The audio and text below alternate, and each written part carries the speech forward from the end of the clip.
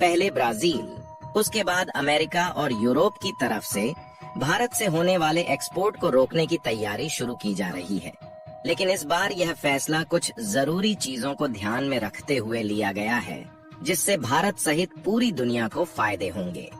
लेकिन इनिशियली इससे भारत को बड़े नुकसान उठाने पड़ सकते हैं, क्योंकि आज भारत देश करीब 170 देशों को स्टील एंड आयरन एक्सपोर्ट करता है और डेटा वाइज देखा जाए तो चीन के बाद भारत ही सबसे ज्यादा यूरोप के अंदर स्टील एक्सपोर्ट करता है। इसके अलावा कई भारतीय कंपनियां भी यूरोप के अंदर स्टील का प्रोडक्शन करती हैं, जिसके बाद ओवरऑल भारत के स्टील इंडस्ट्री पर इम्पैक्ट पड़ने वाला है। पूरी डेवलपमेंट क्या है इस वीडियो में समझते हैं। भारत जिस तरह से इतना सब कुछ होने के बावजूद भी दुनिया का सबसे ज्यादा तेजी से आगे बढ़ता हुआ देश बन रहा है, इसके लिए इस वीडियो को एक लाइक जरूर करें। साथ ही इसी तरह और भी नॉलेजेबल वीडियो देखने के लिए चैनल को सब्सक्राइब जरूर करें। दोस्तों, यदि आपको याद हो तो कुछ दिनों पहले ही यूरोप की तरफ से फैसला लिया गया था, जहां पर डिसाइड किया गया कि 2030 तक यूरोप के अंदर जो ग्रीन हाउस का एमिशन है उसमें 55% तक कटौती की जाएगी। पहले ये टारगेट करीब 40% था, लेकिन अब इसे 55% किया गया है और इसी इमिशन में कटौती करने के लिए CBAM यानी कि कार्बन बॉर्डर एडजस्टमेंट मैकेनिज्म को लाया गया है, जिसके तहत जो भी कंपनीज यूरोप के अंदर स्टील का प्रोडक्शन करती हैं, जिसमें भारी मात्रा में कार्बन निकलता है, उसे कंट्रोल किया जाएगा। इसके अलावा अगर कंपनी कार्बन को प्रोड्यूस कर रही है तो उसके लिए उन्हें गवर्नमेंट से कुछ क्रेडिट खरीदने होंगे। लेकिन अभी तक ये रोल सिर्फ यूरोप के बॉर्डर के अंदर में था, लेकिन अब इसे यूरोप के बाहर भेजा जा रहा है, क्योंकि अंतरराष्ट्रीय स्तर पर देखा जाए तो ग्लोबल टेम्परेचर अपनी जरूरत से ज्यादा तेजी से बढ़ रहा है और इसे कंट्रोल करने के लिए ये डिसीजंस लिए हैं। असल में अब यूरोप के अंदर जो भी कंपनीज काम कर रही थी, उन्हें काफी मोटा पैसा देकर के कार्बन क्रेडिट खरीदने पड़ते थे। इसलिए उन कंपनियों ने डिसाइड किया कि वह भारत, चाइना और कई ऐसे देशों के अंदर अपनी फैक्ट्री सेटअप करेंगे जहां पर कार्बन एमिशन को लेकर के कुछ खास नियम कानून नहीं है, जिससे वह आसानी से भारी मात्रा में पॉल्यूशन क्रिएट कर सकते हैं और स्टील साफ तौर पर यूरोप के अंदर एक्सपोर्ट कर सकते हैं। लेकिन अब यूरोप ने डिसाइड किया है कि वहां पर आने वाला जो भी स्टील है उसको पूरी तरीके से मॉनिटर किया जाएगा, और अगर उस कंपनी ने किसी भी देश के अंदर कार्बन क्रिएट करते हुए स्टील को प्रोड्यूस किया है तो जाहिर सी बात है उन्हें कार्बन क्रेडिट खरीदने होंगे, अदरवाइज यूरोप के अंदर उस स्टील को इंपोर्ट नहीं किया जाएगा। और माना जा रहा है कि प्रदूषण को कम करने के लिए यूरोप की तरफ से लिया गया ये एक बड़ा फैसला हो सकता है, और ये फैसला अचानक से लिया गया है, जिससे भारत की स्टील इंडस्ट्री पर इम्पैक्ट पड़ सकता है।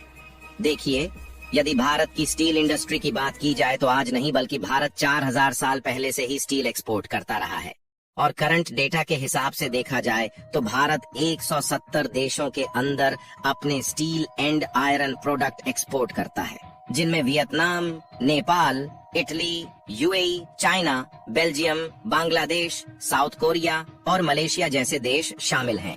जहां साल 2022 में चाइना के बाद भारत दुनिया का दूसरा सबसे बड़ा क्रूड स्टील प्रोड्यूसर कंट्री बन चुका था, और इसमें भारत के पास दुनिया की दूसरी सबसे बड़ी स्टील इंडस्ट्री है, जहां पर अगर हम स्पेशली इंडियन कंपनी की बात करें जो यूरोप के अंदर ऑपरेट हो रही है, तो सबसे पहला बड़ा नाम है टाटा स्टील का।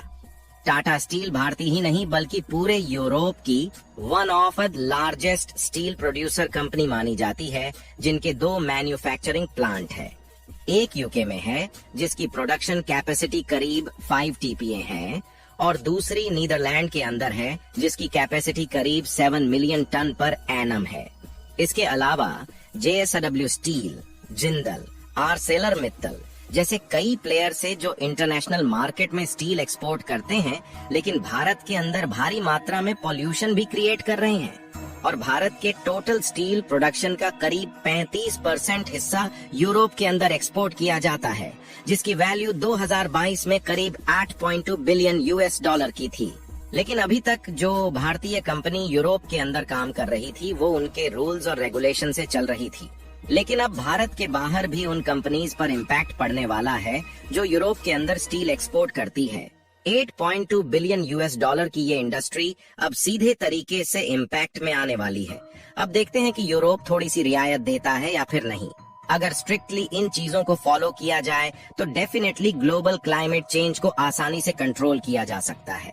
इसके अलावा यूरोपियन यूनियन अपनी पूरी जान भारतीय इंपोर्ट को रोकने में लगा चुकी है, जिससे बढ़ती हुई भारतीय इकोनॉमी पर ब्रेक लगाई जा सके। लेकिन बढ़ते रहने की जिद में आज भारत ने कुछ ऐसा कर दिखाया है जिससे यूरोपियन गैंग के मुंह पर ताले लग चुके हैं। कमाल की बात यह है कि एक तरफ यूरोपियन यूनियन चीन जैसी इकोनॉमी को उठाने के लिए इलीगल इंपोर्ट को अपने यहाँ पर जगह दे रहा है, और दूसरी तरफ भारत के लिए ऐसी लिस्ट तैयार की जा रही है जिसमें नए नए भारतीय गुड्स को प्रतिबंधों के घेरे में डाला जा रहा है। सबसे बड़ी और बेहतरीन खबर को हमने आखिरी के लिए छोड़कर रखा है। पहले यूरोपियन गैंग के कारनामों के बारे में जान लेते हैं और बताते हैं कि यूरोपीय देशों के प्रतिबंधों के चलते भारत को कितना नुकसान उठाना पड़ रहा है। यूरोपीय देशों को मैनुअली इंजीनियरिंग गुड्स का एक्सपोर्ट भारत से आता है, और इन गुड्स में heavy machinery, steel products, industrial structure और इंफ्रास्ट्रक्चर एंड प्रोडक्ट शामिल होते हैं। बिजनेस स्टैंडर्ड के इस आर्टिकल के मुताबिक कुछ यूरोपियन देशों ने भारतीय इंजीनियरिंग गुड्स पर इंपोर्ट ड्यूटी लगा दी है, जिसकी वजह से इटली में भारतीय गुड्स का इंपोर्ट 23%, नीदरलैंड में 52% और बेल्जियम में 21% कम हुआ है। यूरोपीय देशों के अलावा चीन, सिंगापुर और इंडोनेशिया ने भी भारतीय गुड्स का इंपोर्ट काफी हद तक कम कर दिया है। इंपोर्ट बैंक के अलावा घरेलू मार्केट में रॉ मटेरियल के बढ़े दामों ने भी भारतीय एक्सपोर्ट पर लगाम लगाई है।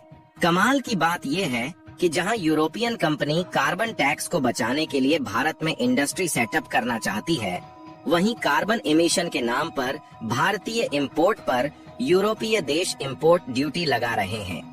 लेकिन बुरी खबर के अलावा कुछ अच्छी खबरें भी सामने आ रही हैं, जैसे यूनाइटेड स्टेट को हो रहे भारतीय एक्सपोर्ट में 2.2% का इजाफा देखा गया है।